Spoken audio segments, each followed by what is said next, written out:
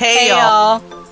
And welcome to the Sorry Not Sorry Generation podcast, where we bring you a not-so-healthy dose of humor and reality as we get our hands dirty with some serious nostalgia and question everything. Let's dive in. Hey y'all! Hey y'all! It's Misty. It's Ani. And today we are doing a very interesting tea time episode for you today as we focus on archaeology. Where I ask Misty all the questions and she answers them like the good archaeologist that she is. Yay!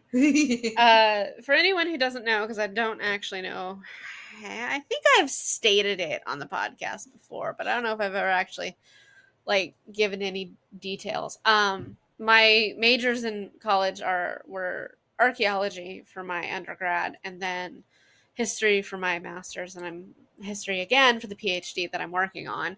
And when I was working on my undergrad, I did a field season as an archaeologist for NASA, where I worked on 2 historic sites and 1 prehistoric site, which included a graveyard, a Prohibition-era hotel, and a Native American burial mound, and what we later found was Native American features. So I've definitely have done some field work and all that, so I'd like to say I more or less know what I'm talking about. I do not claim an expertise on any More or less one whole area of history, as that's pretty hard to do. So, and for my degrees and things like that, my history degrees, I don't specialize in a time period. I specialize in public history, which for anybody who doesn't know is museums, libraries, archives, things like that, specifically in accessibility for digital curation. So you're not going to find me with the time period specialty. So. But I have an extremely eclectic and wide knowledge of some very interesting and strange stuff from a lot of different places and a lot of different periods. So I feel like you sell yourself short though, because like anytime I have like a very random yet specific question, you answer it. I have an answer, and then I always double check myself, and I'll Google it just to make sure that I am correct before I answer you, because I don't want to send you wrong information. But I'm like, well, I'm pretty sure that's what this is, but let me cite my sources. And I'm like, I always want a source to fall back on, so like if you want to read more about it, I can always just send you something. And I'm like, no, here you go. It's like, here's information. So, but yeah, I do have a very wide and eclectic knowledge of like all kinds of things and all kinds of places, from like Florida history to why people ate mummies to like why people all ate kinds mummies, of yes. stuff, like just all kinds of stuff. So, all the way to like man-made islands in Japan because of like xenophobia, and just like the Aztecs, and just it's really eclectic. It's things I've picked up from just years of history classes, and I will say my least favorite. You know a lot about a lot. I do, and it's just like I have a wide breadth of like knowledge. It just might not be as deep as people who like have niche specialties. So, but I will say my Erin, who has her fucking. Erin should have a degree in Egyptology at this point. In Egypt, no, not just Egyptology. Egyptology and the Romanovs. Yeah, that's true too. Yeah, and the Romanovs, the period of history. Yeah, you should just get look, if Taylor Swift can get an honorary degree in like music or whatever it is, then Erin should be able to get an honorary degree in like Romanov history. Fucking Romanov history. So yeah, but yeah, like I my knowledge just covers a lot of different things, from field archaeology to history itself, to like the amount of papers I've written just on weird subjects, everything from like the man-made island off of the coast of Japan that was made specifically to trade with the Dutch East India Trading Company, all the way to like Marie Antoinette and like a bunch of other shit. So really, they made an island just to trade with the Dutch? Because they didn't want anybody actually coming into Japan itself. They made a fucking island. It's called Dejima. and it's just off the coast near where Kyoto is.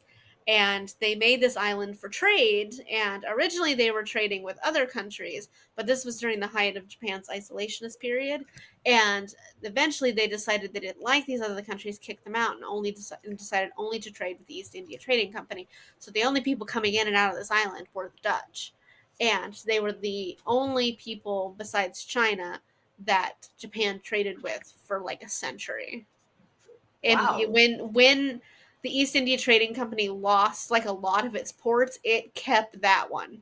It struggled because it kept that one because they were the only European country that were allowed to trade with Japan, and their goods were so valuable because of it.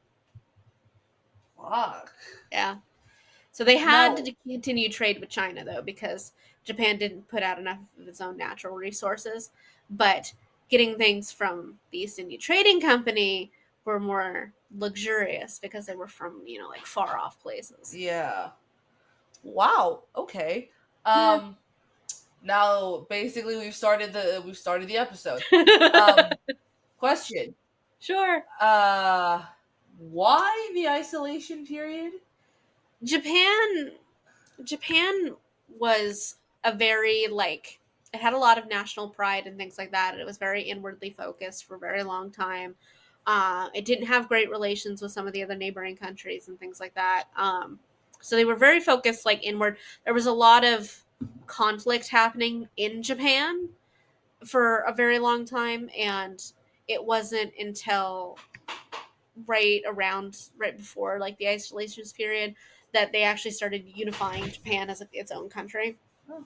And they kind of just got super paranoid that people were gonna come and like try to take their shit, which they weren't.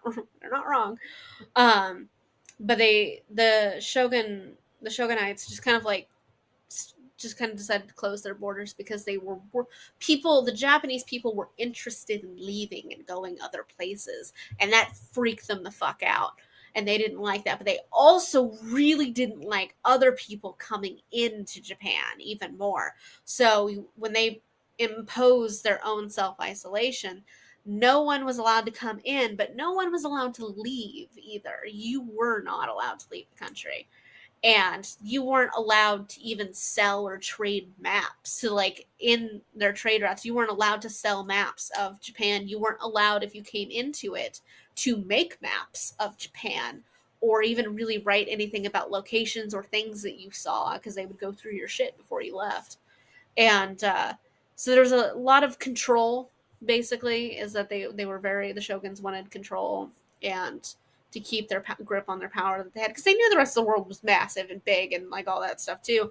But in a lot of ways, especially as that isolationist period went on, their technology did not advance fast enough. And eventually, when the isolationist period kind of like came to an end and like the United States was getting involved with Japan, like we had much more advanced weaponry than they did. And like, because we had guns and things like that, and they did not. And it was just kind of really a vast difference between their technology and our technology. And then it's one of the reasons they decided to come out of isolationism, because they're kind of just looking at that like we are falling too far behind, and there's too much value to be gained from getting in Right. contact with the rest of the world, even if it's on our terms. So, but yeah, they were very. It was a bit of a power thing, and not wanting people to take things from them either. So That's insane, though. Like, you won't let it's a anyone long period of leave. isolationism. So, and it was, and for the most part, like Japan did pretty well with their isolationist period, and they didn't like go into mass poverty or things like kind of like in some ways like Cuba has had periods of isolationism, but Japan thrived better than they did. Okay. All right. Some of the questions that I have written down for you. Okay. I already know some of them are ridiculous, but that's the point of them. I want to make one correcting statement. Well, it's not really correcting, but just an add-on. Japan was isolated for 3 centuries, from the 300 1600s. years. Yeah, from the 1600s, early 1600s, into the mid 1800s. That's Japan's Edo period. because I know you and I hear that a lot, like in anime and shit like that. That's Japan's like Edo period. That's when a lot of those period pieces are all like put out. They did pretty well. They developed a very rich and deep culture because of it, and that was very ingrained in like in every person that was there, because there was no for so long there was no outside influence, and so they were like I get how in the sense that very it's developed. nice because like you just you're just so all consumed with everything that is your culture. Yeah, and But I then just there's the can't get reverse over side of it too. the Like, yeah, where you just fall so behind on the rest of the world and where it's going. yeah, and like it's not even just that too, but like when the government starts not behaving for the benefit of the people, there's nobody to fall back on. There's nobody else to rely on. Like it's just you versus the government. And Uh, there were definitely periods when the Edo government was not fun for the Japanese people. So, and God help you if they I found you were believe trying to that. fucking leave, because they searched the shit out of people. There were very few people, foreigners, that were allowed into Japan, and I believe they, that. yeah, they were mostly the ones that were the Dutch tradesmen. You know, were allowed to come in and they present their goods and stuff like that, and then they would leave, and it was a heavily armed escort in and out. It's just like you are not taking anything. So, All but right. there was only really one person who really got any information in and out, and like he had to make his own maps after he left and stuff of like what he saw and things like that. Yeah, so Is this it the was sole person that like history relied on for so long on how to get to Japan? um it was less how to get to Japan and what Japan was like, Okay. because after a while like people were just like, it's we don't know anything about you. Like what's happening here, like what are these people like what do we know about them? And very few people were getting out. People were getting out because smuggling's a Yeah. thing and it works, but it was more of like there was a curiosity to it, because people were just kind of like, we don't know anything about the people here, what they're like, Hmm. why they're like their language, what their country like looks like outside of like the outline that you can see. So it was very strange in a lot of ways, but he made a lot of efforts to kind of fill in the gaps, basically. Like he tried to learn more when he was there, because he would come and go with the trade ships and stuff like that, Okay. and he would spend a bunch of time like talking about them and things like that. And the shogunate system at the time was the Tokugawa government, which was controlled by the shogun, and Uh huh. it was they were just so xenophobic like the whole time, and they created specific policies that would keep people out, and they had to, even when they would have people they wanted to come in to speak with them, like the officials for the Dutch government or the Yeah. Dutch trade, like there was a lot of like push and pull about where to have them meet, whether or not to have them actually come to the capital, have them come somewhere else, who they should be meeting with, and like all of these things. And it was something that like this guy had taken a lot of notes for and references Uh huh. to, and he had tracked a lot of that, and he thought it was interesting. But at the same time, because they won't really talk to you, it's hard to figure out what's just embellishment for the purposes of embellishment, and then what is actually happening in Japan. Right. So Jeez. it was very interesting. You have questions? Yes. I Have you can't ever remember if you found a asked. dinosaur? Have I ever found a dinosaur? I have not found a dinosaur. I get asked if I dig up dinosaurs a lot, and it's so hard just not to say no. It's an entirely different field of study. But I tell people, usually what I tell people is like less Jurassic Park, more Indiana Jones, when I try to explain the difference between paleontology and archaeology to people, because people are like, oh, so like you want to dig up dinosaurs? I'm like, no, no, I don't actually. That's a whole No. different field. No, I don't want to dig up dinosaurs. I want to dig up pottery. Give me a good old potsherd. Like, let's go. But I'll leave the raptor claws to Aaron and and me. and Dr. Sadler. But I will only be digging up stuff. I dig up stuff. Okay. Is your job dangerous? I did encounter a rattlesnake on my archaeology dig, so like I guess it depends on your definition of dangerous. Archaeology can certainly be dangerous. I've had professors that have been like held up at gunpoint before during archaeology digs. And one of them had been doing a dig in South America, and it had gotten so bad in the area that they'd been forced to leave and not come back for a few field seasons because it was so Oh. dangerous. And at one point, their one of their like the local guides that they had hired and everything like that, they would people who'd come work and stuff like that just flat out told them one day, like, you need to leave, because if you don't, Okay. you're just probably not. So it's like everybody needs to leave. It's time to go. So yeah, it can be dangerous through like animals and like being bitten by things and like the sometimes the elements and stuff like that. But you also have to really be able to like pay attention to the local government situation as well, because Yeah. yeah, sometimes you're gonna have to leave and maybe not come back, and like it's not great. But your safety is far more important than anything you're finding in the ground. So not that Okay. not that everyone would agree with that statement, but All right. eh, That's something. yeah. Um. All right. What do you do if you find something at like in a public area like the beach? What if you found like So a shard of bone or something? so it kind of depends on what, like in the United States, that will vary from state to state. If I can get a like $5 fossil digging license here in Florida, and like it's no big deal, and it'll more or less let me keep what I find. Um, Okay. and like if you go to the beach and stuff like that, and if you find like a piece of like fish spine or something like that, nobody really cares if you want to keep it or like whatever you want to do with it. If you found like a human bone, okay, then there's laws, and like then it depends. The people, you're gonna have to figure out how old it is, and depending on how old it is, who's getting involved. I mean, obviously, if it's recent, the cops are gonna get involved.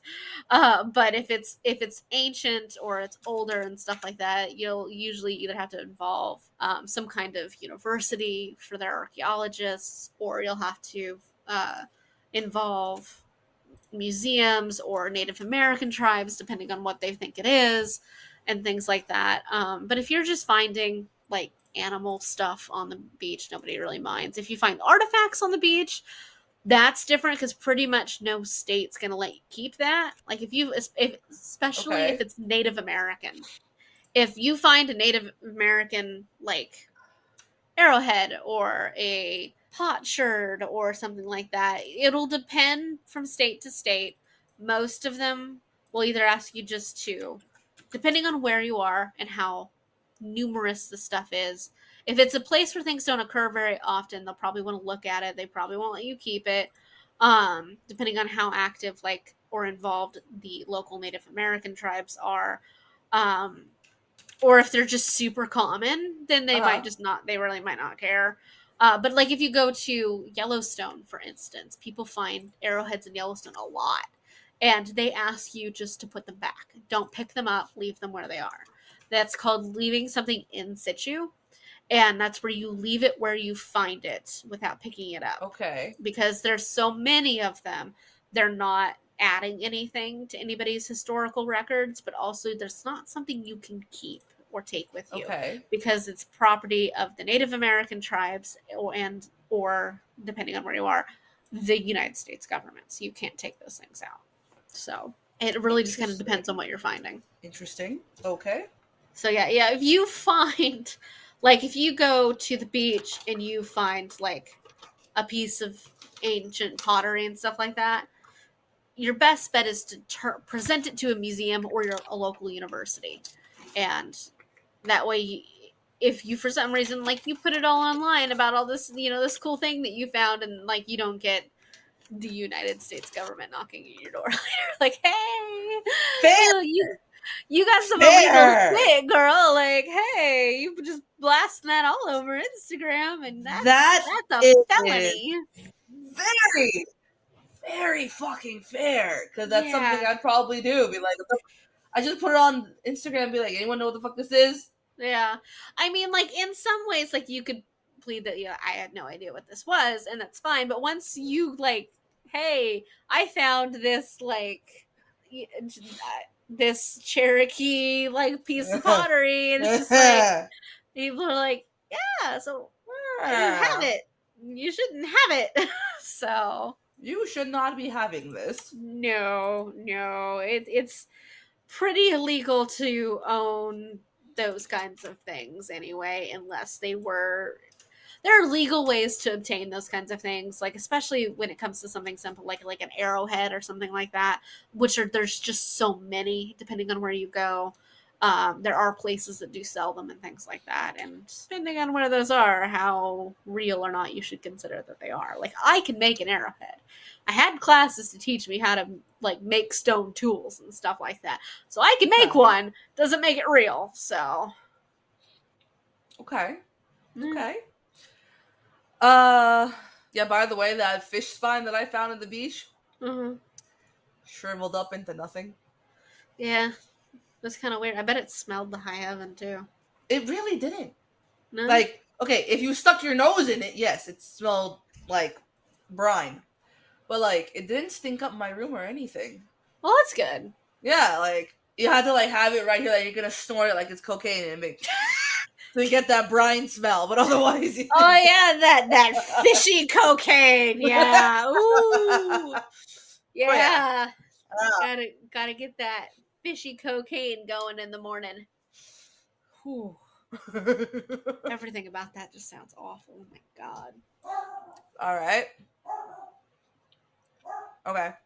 If I go scuba diving or snorkeling and I see a wreck and I see stuff, like whether it's jewels or whatever, Yeah.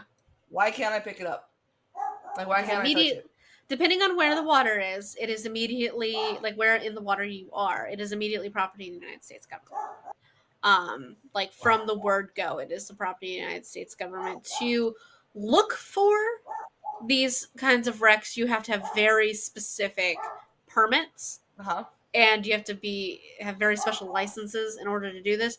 To retrieve any of it, you have to jump through so many goddamn hoops in order to take any of it or to pick it up or to make a profit off of any of it. And you have to go through permits and licenses and all kinds of things. And being a quote unquote treasure hunter is a lot of work. They do that for a couple of reasons. One, a lot of like some of these wrecks that get found are very old and contain like historical information and stuff like that, and like historical pieces and items from like say when the Spanish were taking gold from South America, and there's a lot of historical information from those and things like that. Also, some of those countries will still have claim to them, like Spain in a lot of ways has claim to those Spanish ships that sunk. So you're involving international governments and things like that. And there's some laws in like international waters where it's a little better for the treasure hunter, but if it's found close enough to the shore of the United States, it does just automatically belong to the government, and you kind of have to fight for that right to what's there. So, and even then, they usually don't always let you keep everything. Okay. There are certain things you will have to hand over to the government. Like they tend to let you keep the money, like the gold and stuff like that. Okay. It's usually the artifacts they're more interested in. For instance, we could use Oak Island as an example. Oak Island is an island off the coast of Nova Scotia, not too far from Halifax, up in Canada, and there has been a very long series of treasure hunting happening on Oak Island, which currently includes a television show. And there's this legend that there's a bunch of treasure buried somewhere on the island. And people have been treasure hunting there for decades upon decades upon decades. All the way, like, Roosevelt was there and looked for gold. Like, it's Okay. people have been doing it for a while. People have been living on the island. At one point, somebody tried to fucking level a good chunk of the island. And the government of Nova Scotia is, like, the current people who are there are the Laginas and the Okay. Lagina brothers. They own the island. They own all but like 2 lots on the island. But they are allowed by their government to keep any gold that they find. Any gold, silver, jewels, like that kind of stuff, monetary value, that's theirs. They find it, that's theirs. That's treasure hunting laws in Nova Scotia. In fact, laws that were passed specifically because of Oak Island. However, they find pottery, they find bullets, they find ship pieces, they find like ancient crosses and ox shoes and things like that. That does not belong to them. That belongs to the government of Nova Scotia because that's historical information.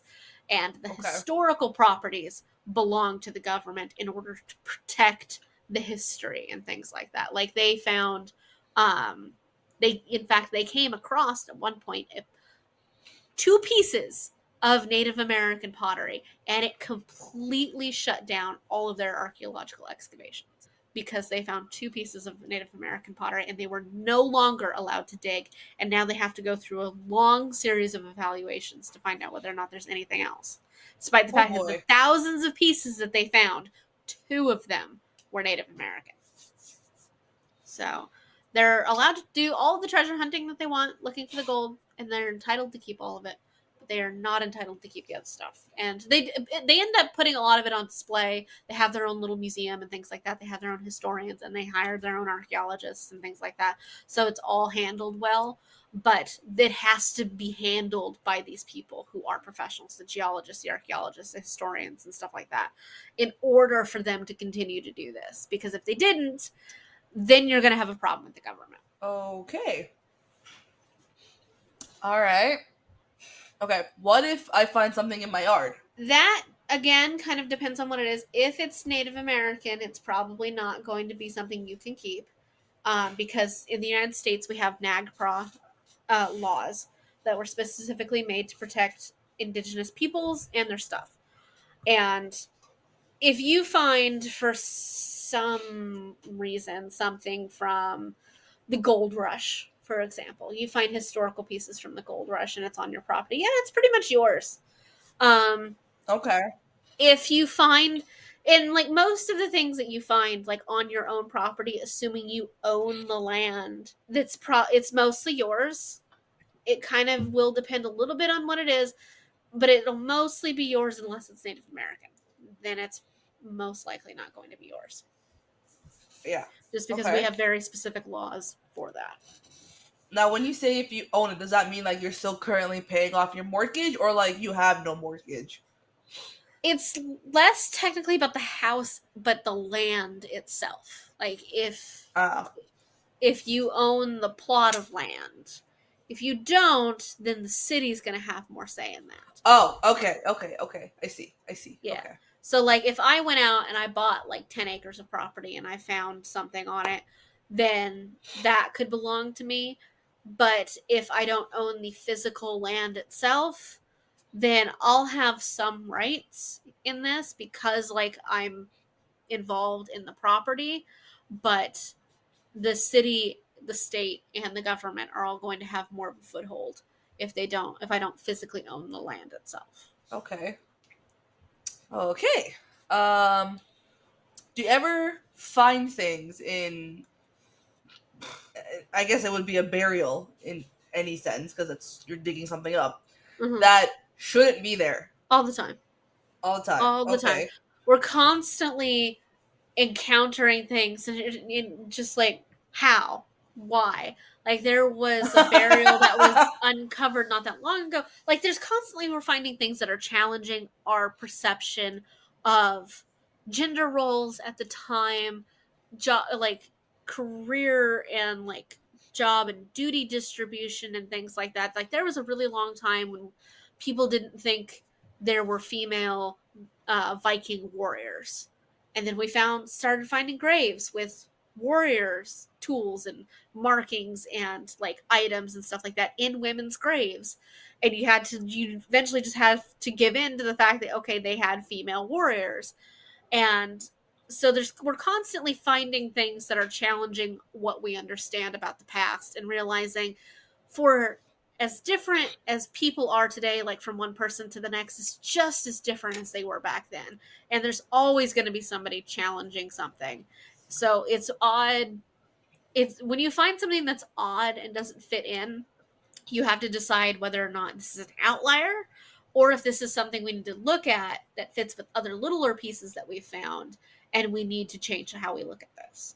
And we've done that a lot with a lot of gender roles in the past and things with like leadership and different because like we found graves that just denote women having leadership roles that we didn't think they had in these societies or warrior roles. We've found men's graves that have things that denote what we thought were more traditionally women's roles. Turns out they were just everybody was doing it, and like sometimes you were buried with it, and like we just hadn't found a lot of people that were buried with these things, but that's what was going on.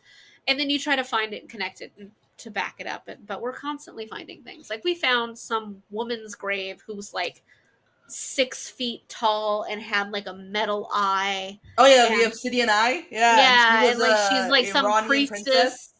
Yeah, Well, there was a priestess, and she was like yeah, 6 feet tall, and she had like the one metal eye, and she like we had no context for that. And then you have to reevaluate it and look at it and be like, okay, because it happened and it's here yeah. and it's real, so it's our job to figure it out because it happened. So like there was for the longest time we thought that when we had hunter gatherer societies, we thought the roles were divided in between gender. The men would hunt and the women would gather.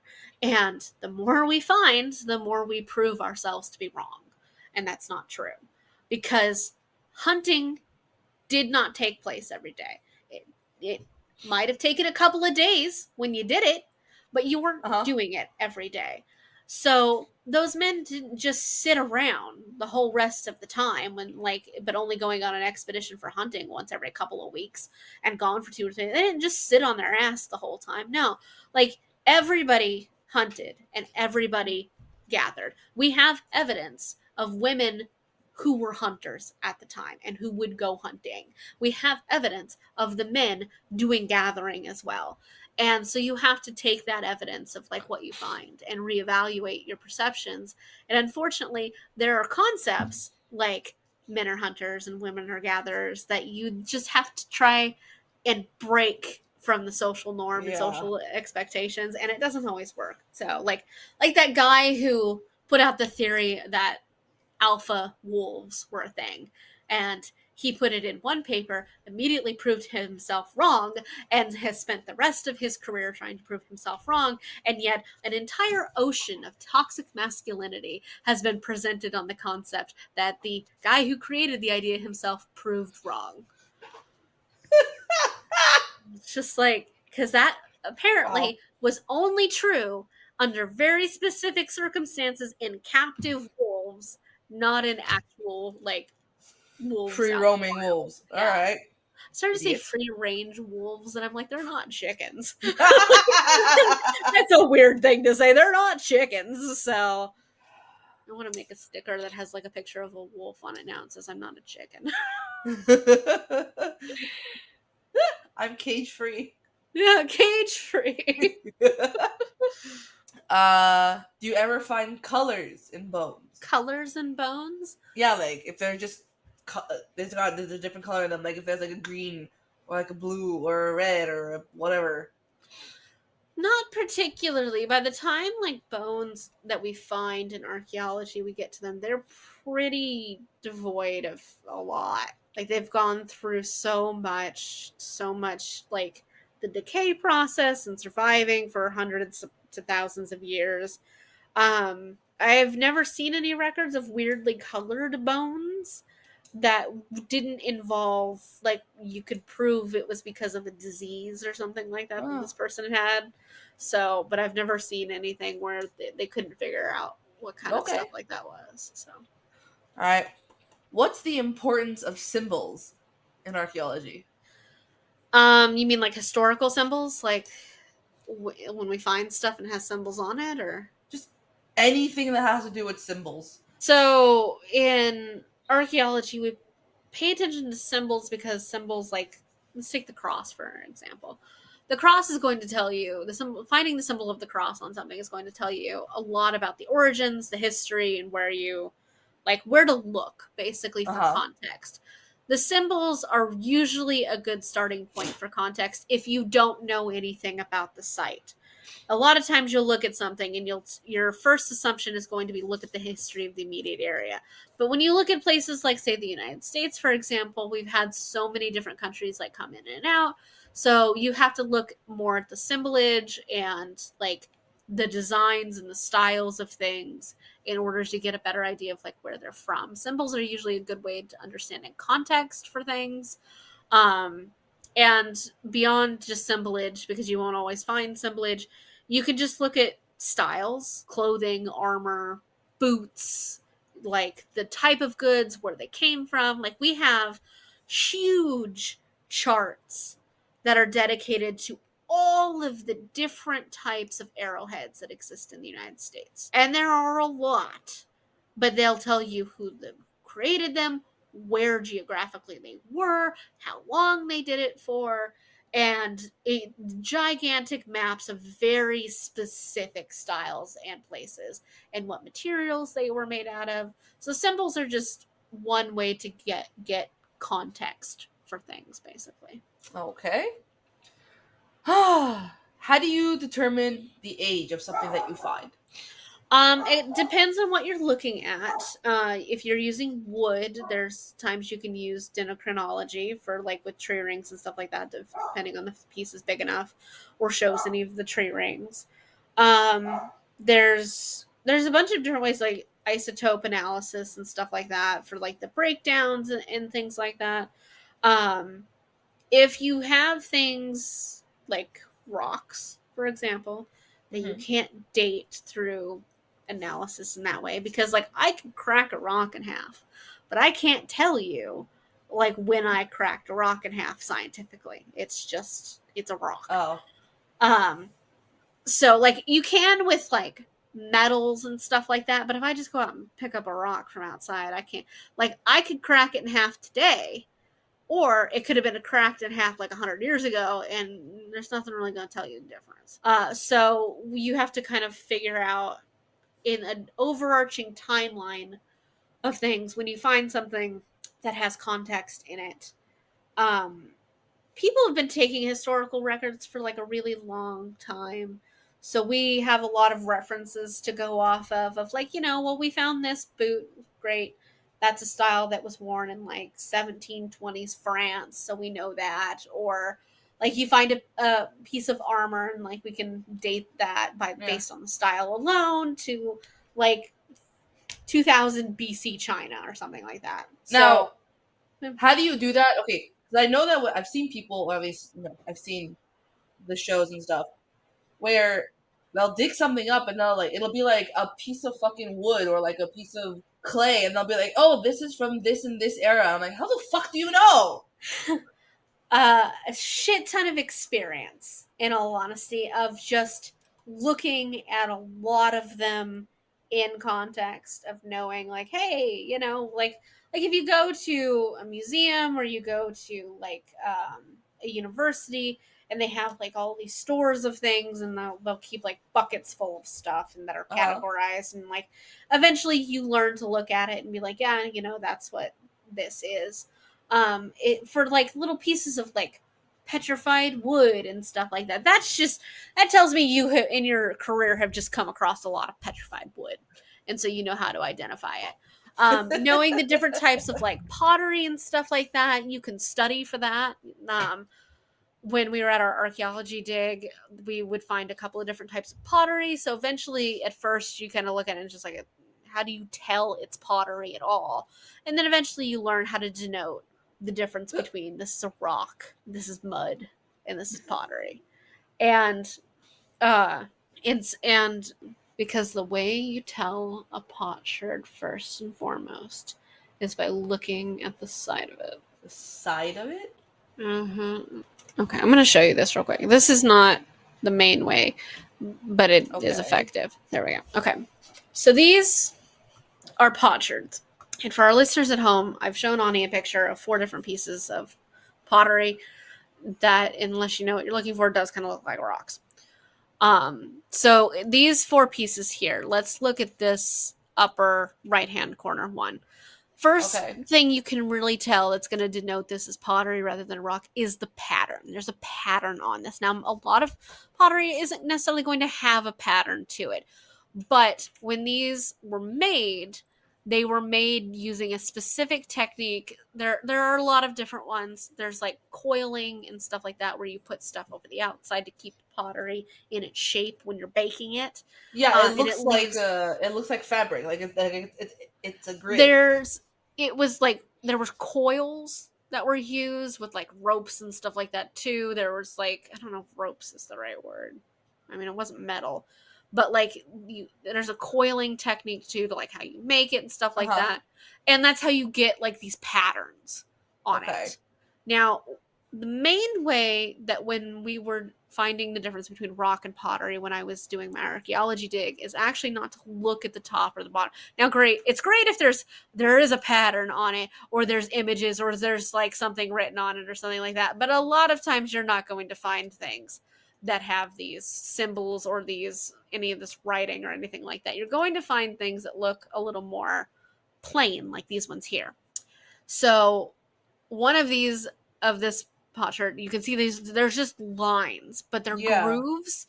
So like that could be a rock. You're not really sure. You kind of have to learn the different types of pottery and what kind of to expect in order to be able to pick that up and identify it. Like, yeah, that's not a rock. That's not natural. That's a piece of pottery. But then you have this one on the upper left-hand corner. It's just smooth. It fucking could just look like a rock, in all honesty. But when you turn these on its side, they're going, and like the little edges, like where it's broken and stuff like that, are going to look a lot different. They almost look kind of layered in a way. And so they look a lot different than the way a piece of rock is going to. So you kind of have to learn to identify that look. And it's just practice. It's just experience. It's going to teach you these kinds of things. Like when I first started doing my archaeology dig, like none of us could identify pottery from rock because it just looks so damn similar. And then after like a month or so, you're just like, that's pottery, that's rock, that's pottery, that's a different kind of pottery. That one's special. We got to put it over there. And it's just something you have to do from experience. Put it over there. Yeah, and it's just something you kind of have to do from experience, in all honesty. Like it's something that takes a lot of time. Like I watched that Oak Island show, and one of the people they have as an expert is Gary Drayton, and he's a metal detection expert. And he'll just pick fucking something up that just looks like absolutely nothing to me. And he'll be like, oh, do you know what this is? And give a long history. Then they get an expert to identify it, and he is correct. And it's just like, well, shit. But that's because he's been metal detecting and finding this shit for like 40 years. And it's just like, I'm impressed. Hot damn. Yeah, so it's just like, okay, sure, that's impressive. And so, like that is more or less like I get impressed watching people do it, and you're just kind of like, okay, how did you know that? Like, I wouldn't have known that. How did you know that? And it's just something that eventually you see like that people do, and from experience, and it's kind of impressive. So okay, so next question, going on a technical route here, what are the various functions of archaeology? Well, there's a lot of different like functions of archaeology. Archaeology in the United States is a subfield of anthropology. It is not a subfield everywhere you go. In like the UK, for example, it's separate from anthropology. Okay. But the purposes of archaeology is to look for items of historical importance and put the history to them, put the context to it, and help piece together the parts of the past. And because like understanding the past and how it works gives us more context for what's happening in our own lives. Like the way our society is today in any country, in any culture, isn't Okay. something we made recently. It is something that's been building upon itself from one generation to the next since the very beginning. And to understand why our societies are the way they are, or why our cultures are the way they are, you have to understand what put them together. How did we get to this Okay. point? And archaeology can help you figure that out and can tell you what the past was like. And by learning what the past is like, it teaches you why the present is the way it is. Okay.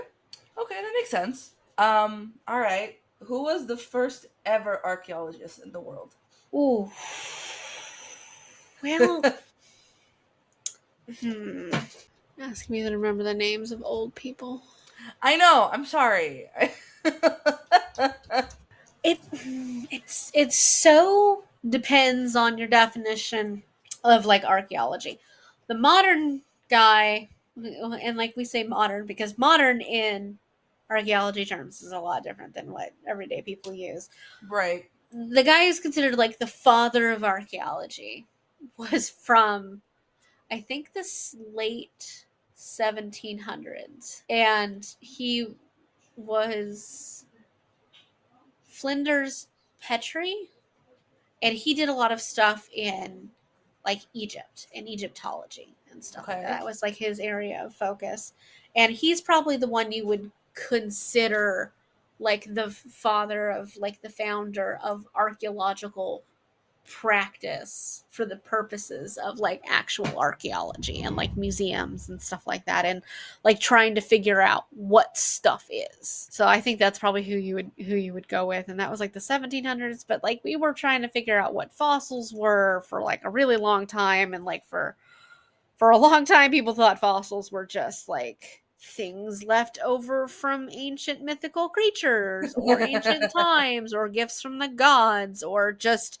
didn't fucking know, because there was a long period of times when we didn't know what the bones look like and stuff like that. So if you're looking for a original archaeologist by the terms of what we consider archaeologists today, Petrie's probably a good example. We've been digging up stuff for a really long time.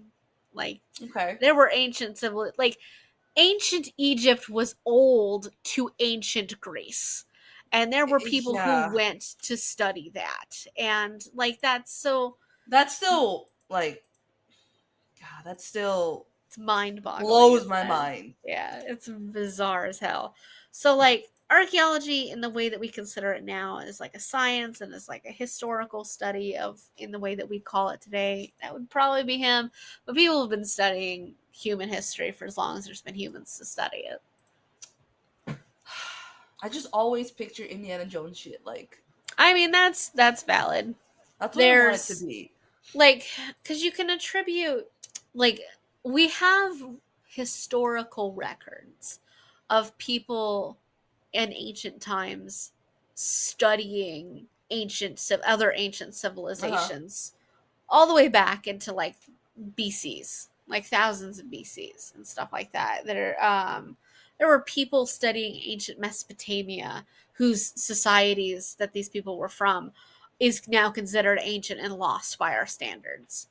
Because like ancient Mesopotamia and from like 20,000 or 2000 like BC and stuff like that, analyzed by later civilizations in like 500 BC, and so like it, it was a very very long time. One of the oldest records we have of people studying ancient civilizations would have been one of the Babylonian empires.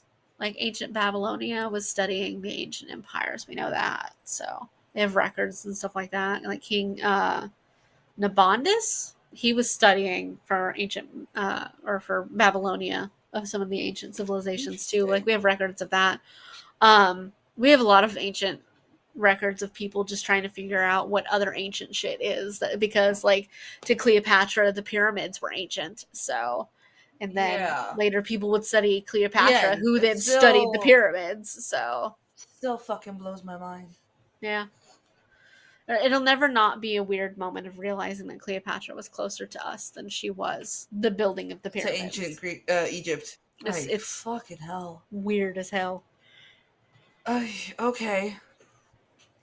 What slash where slash who is the oldest urban civilization?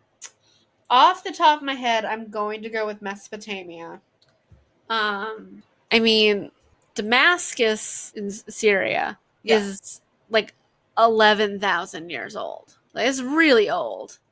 And we have, they're like Argos, Athens, and things like that. That's really, really old. Isn't Tehran older? I want to fact check myself.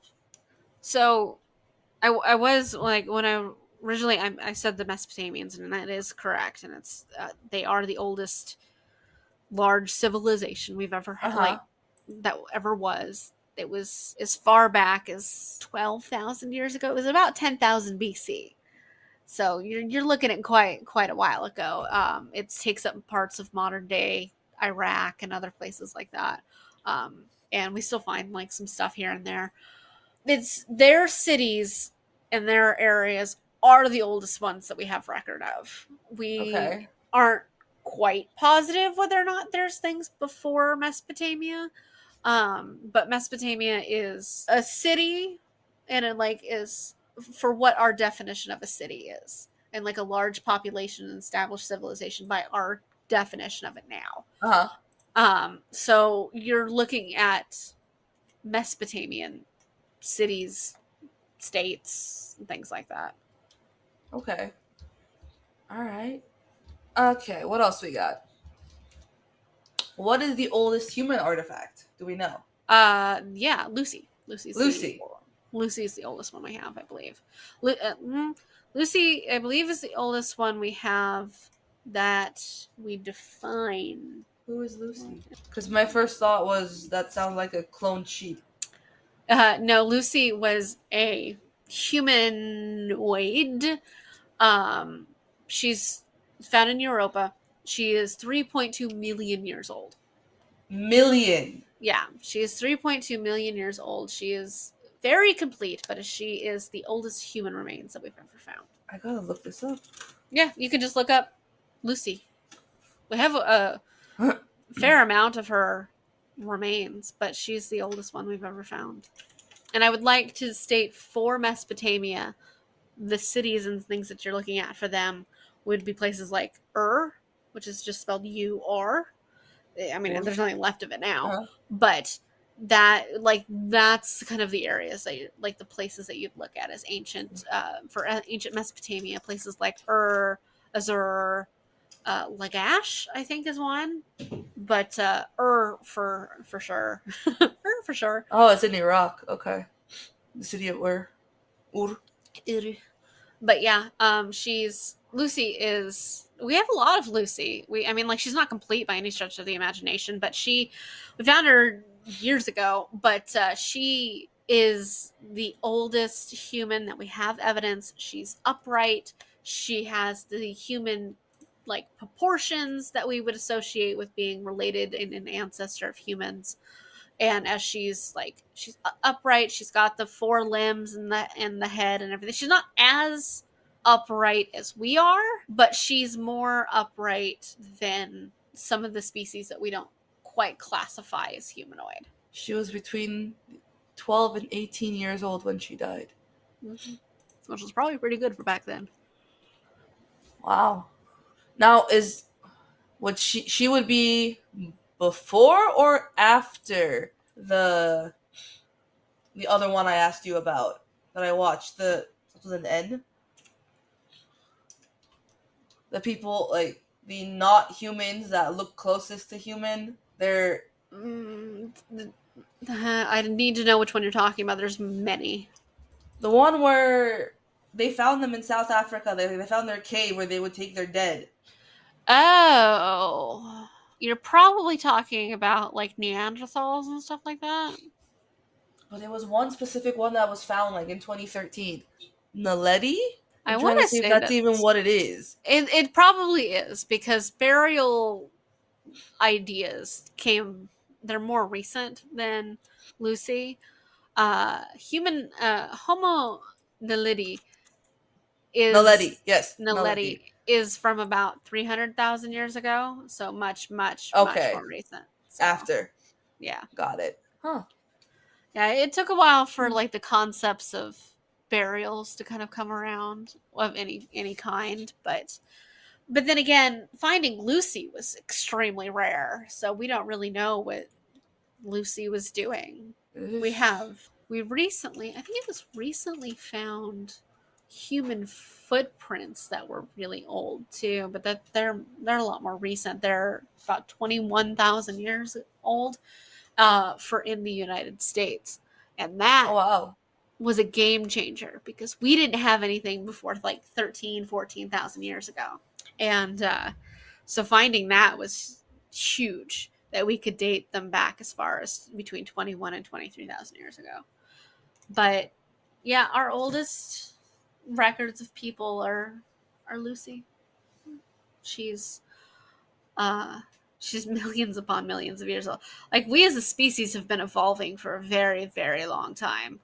And because we did not just pop up out of nowhere, and like we weren't always bipedal either, like we were shaped more in the way that like the great apes are, and slowly we just got more and more and more upright based on what we assume is changing climate conditions because it was easier to deal with heat when you were upright, um, and it was less strain on you as well.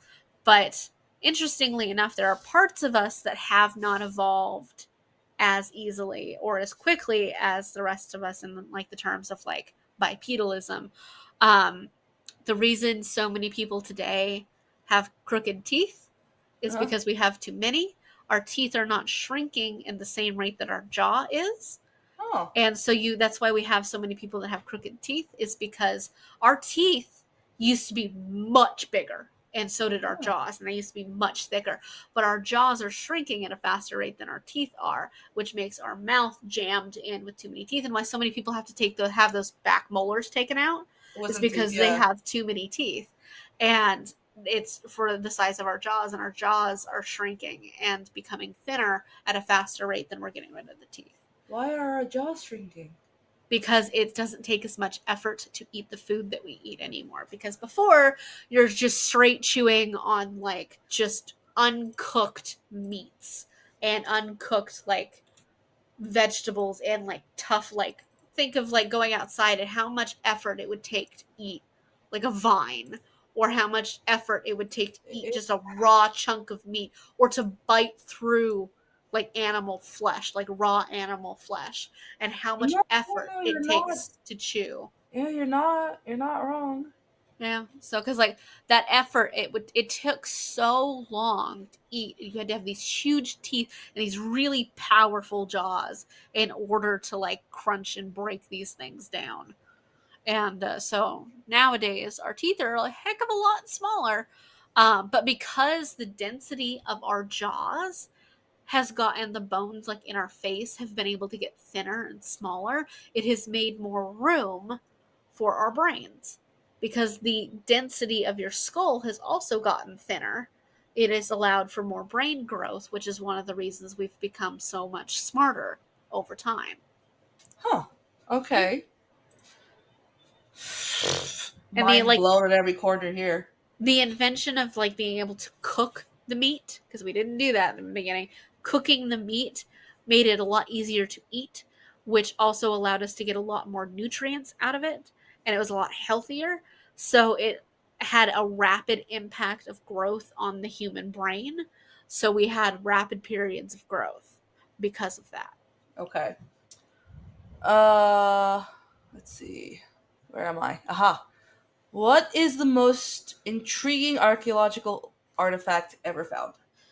I really found some weird shit.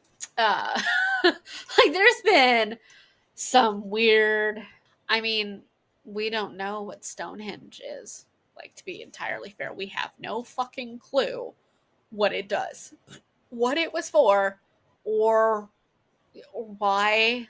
There's sometimes you just find random mass graves. We've found, I mean, Just ever found anything that we've ever found to date. Like, what do you think is one of the most intriguing things? Like, I have one off the top of my okay. head. What do you think is the most The intriguing? the The what? Antikythera. The Antikythera? Yeah, I think it's really cool, and that's not just because I watched the Indiana Jones movie. Like, I think the whole concept of that and the fact that it exists is interesting. I, for some reason, can't picture what the fuck you're talking about. Oh, the mechanism? Yeah. Okay, okay, the mechanism's pretty weird. That's fair. Uh, I think the map, the very accurate map the Mayans kept, or the calendar that the Mayans kept, Oh, was the very weird. calendar. I mean, that's pretty weird. Uh, That the world ends at 2012. which when they accounted for leap years, turned out it happened in like 2020 or no 20 the year 2000 or something like that, or 2001. I think the Terracotta Warriors is absolutely astounding. Oh, in China, right? Yeah, like that's just fucking their very first emperor. And he has all of this, and like they're, oh, the faces are different, the horses are different. Like the fact that they just found that underneath some rice paddy fields. Like Jesus Christ. It's like you must be kidding.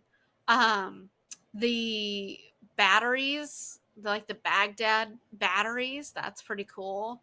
Uh Batteries. yeah, like they're not necessarily like batteries the way we call them batteries, but they're these like it was very, like, they're very strange. It was in a vase of some sort, and it had like this rod sticking out of it, but there was like metal wrapped around it, and it, like, they think it might have functioned the way a battery did. It's not, they're not entirely Huh. sure, but it's very strange. I think the Rosetta Stone is absolutely fascinating, and the only reason we can decipher ancient Egyptian is because we know what ancient Greek is. And so that's where the Eastern Island statues that we cannot figure out for certain how they Why? got them to where they were. Like, there's theories on why they're there, and like that's fine. Those stones come that they're made out of are very specific types of stones that come from miles away, and there is no evidence that these stones were carved at the location they were put in, but rather they were carved and there and then brought, which means they were able to travel safely. And people have been theorizing forever about how they managed to do that and then put them, like, plant them in the ground, because it was just thousands of pounds and then trying to move that. Like, we're not 100, we Aliens. argue all the time about how the pyramids were built. We Oh yeah. argue all the time about how so many of Stonehenge. these things are built, and it's just like, Because they yeah, brought those stones from like Wales. Stonehenge, yeah, yeah, the Yeah. Welsh rocks, and it's just like, And why? they're in Scotland, Yeah, right? it's just like Yeah. they're not there. The Nazca lines, we didn't have The an explanation Nazca for lines, that for a yeah. very long time. Their working theory now is that people walked those lines into existence as part of rituals, for, like, maybe they're not sure, like holidays, ceremonies, or something, but a lot of people walking that exact same path flattened the grass. That's our best guess, which doesn't Okay, make any but A, fucking they're sense. huge and they look like animals. Like Yeah, how like, that's how our best guess. That is our okay. absolute best guess. And I mean, there's books and languages we can't decipher that we don't know anything about. There's like, there are whole societies that have like so much written words and text, but we can't tell you what they mean because we don't know how to read them. Like, that'll always be insane to me. So yeah, there's a lot of funky shit out there. Like, we've found some weird stuff. Okay. All right, what's your most intriguing find that you've ever found?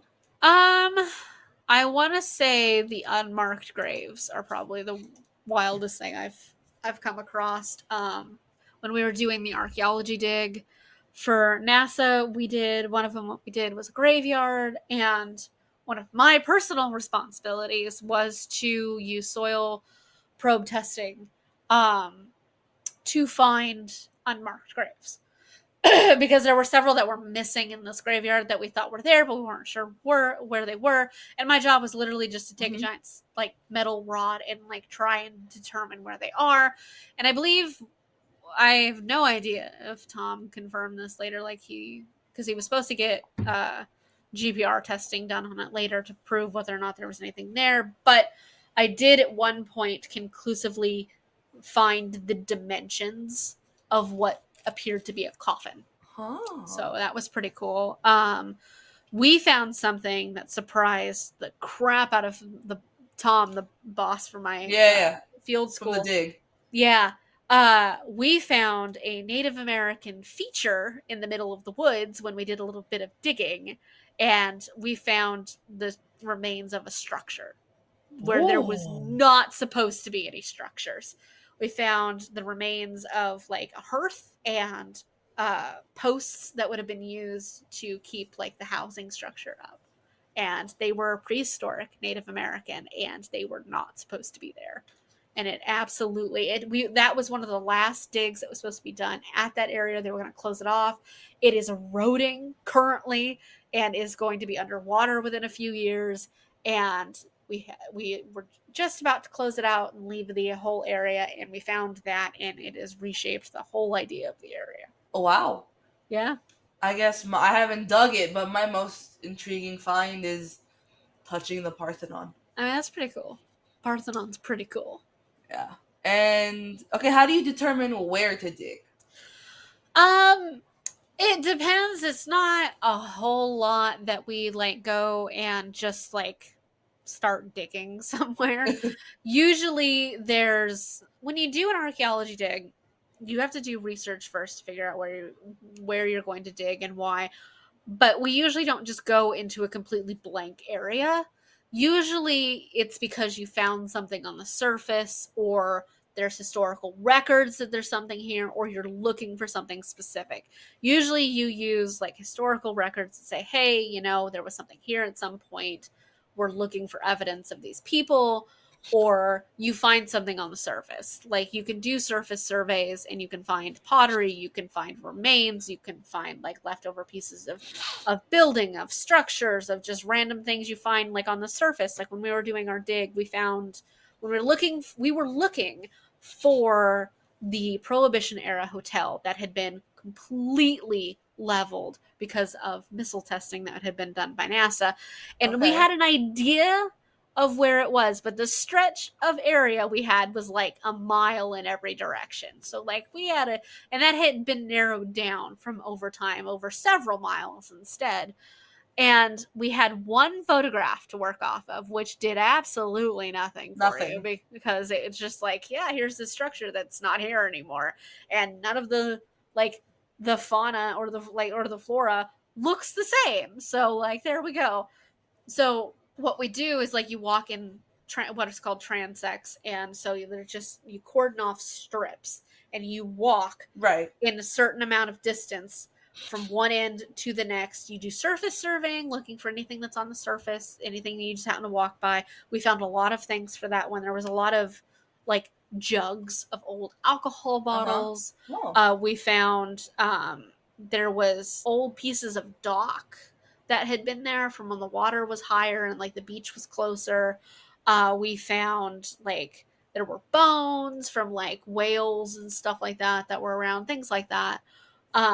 But you walk the transects lines, and then you look for the surface surveys, you mark them, collect anything that needs collecting, and you dig. As you're walking every certain amount of distance, you are digging test pits, which is usually about 6 feet down, about a foot by a foot, and you are just digging to see if you find anything. Just a random test, just to see if you find anything. And you take soil samples, you compare it in what's called a Munsell book, and you can date the dirt by the color with the book. So you just take the dirt, slap it in the book, you close the certain section of the book, match the color with the color that's written on the book, and it tells you what year that dirt is, which is very interesting. And it sounds so simple, and it is, and it's weird that it's that simple, but it is.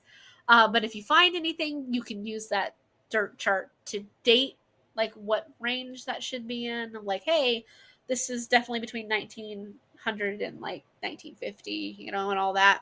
Uh, and if you find anything, that's great. You can make a bigger dig out of it if you find something.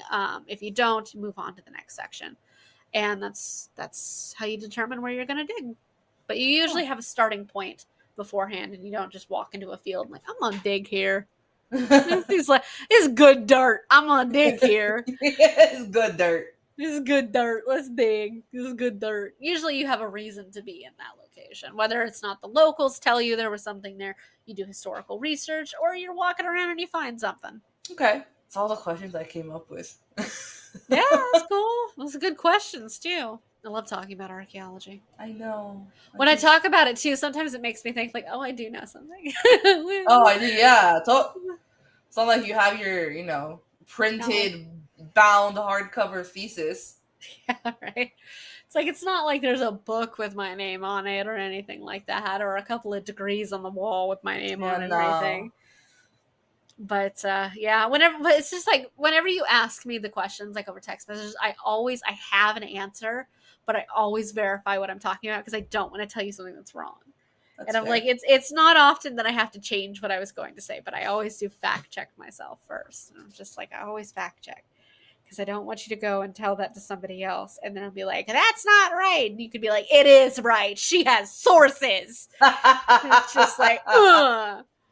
It's just like, she has sources. So I like to be able to back up anything that either of us say. So, but yeah, I have such weird, random, eclectic knowledge of all kinds of things. So I think out of all of the random topics I've ever studied for like classes, I think Dejima was my favorite because it was so different. Like studying an island that Japan made specifically so they didn't have to have people like on their island is really funny to me. And there's a replica. I mean, Dejima still exists. You can go there. Like if we went to Japan, we could go to Dejima. But there's a replica of what it used to look like too in Kyoto as well. So it's really funny. But yeah, I love talking about these things. I love talking about the archaeology digs. I love talking about like we did some of the things that like you do for archaeology and geology. They like to tell you to lick things. For some reason, the dirt related sciences are really into people putting shit in their mouths. Oh. I don't know why, but like geologists love to tell you to lick stuff, but so do archaeologists. They love to tell you to lick bones. Stick it to your tongue. If it sticks, it's bone. Yeah. And that is true. If you take the porous side and you stick it to your tongue, and it sticks, it's probably bone. But guess what? You can also, if it's porous enough for it to stick to your tongue, it's porous enough for you to see it and tell that it's bone. Like you don't have. Erin gave me the look when I found that fish spine, and she's like, "Don't you dare stick that into your tongue!" So I stared at it, and I'm just like, "Do I do it?" It's like, no. You take a picture of it and you send it to your archaeology friend who can identify it for you. Which I did. Instead of sticking something that smells like ancient fish guts in your mouth. That was really the reason I did not test it via the archaeologist way, because I'm like, this shit smells, and I don't want that on my tongue.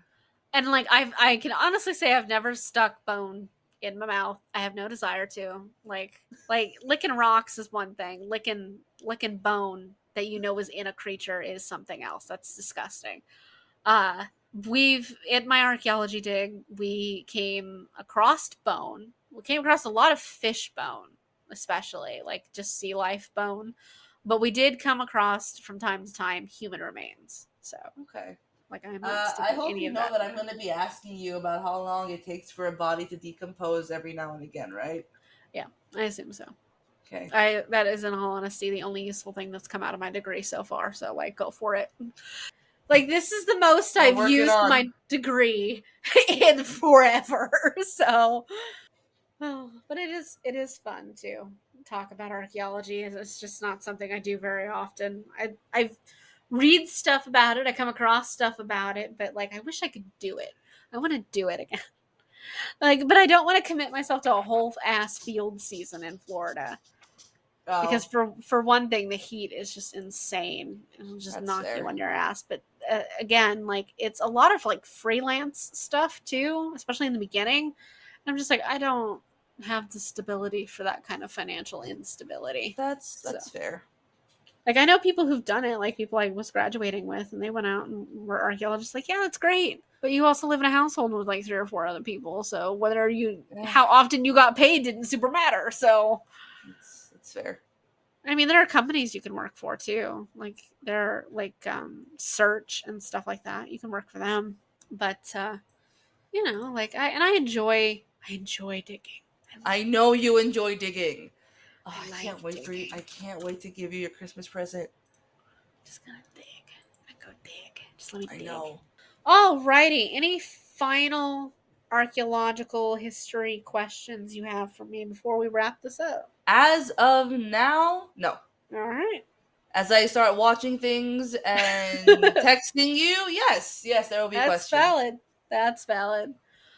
All right, guys. If you have any archaeological questions or history questions, Please feel free to reach out to us. More than happy to talk about it. make Misty's day. Yeah, like make my day more interesting. Let me deep dive into some topics for you. Like fully willing to share my paper on Dejima with anybody who wants to see it. Like all of those papers just sit on a hard drive now. So thank you guys so much for joining us on a very history based episode.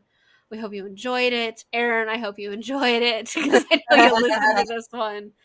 And please, if you take nothing else away from this episode, take this away.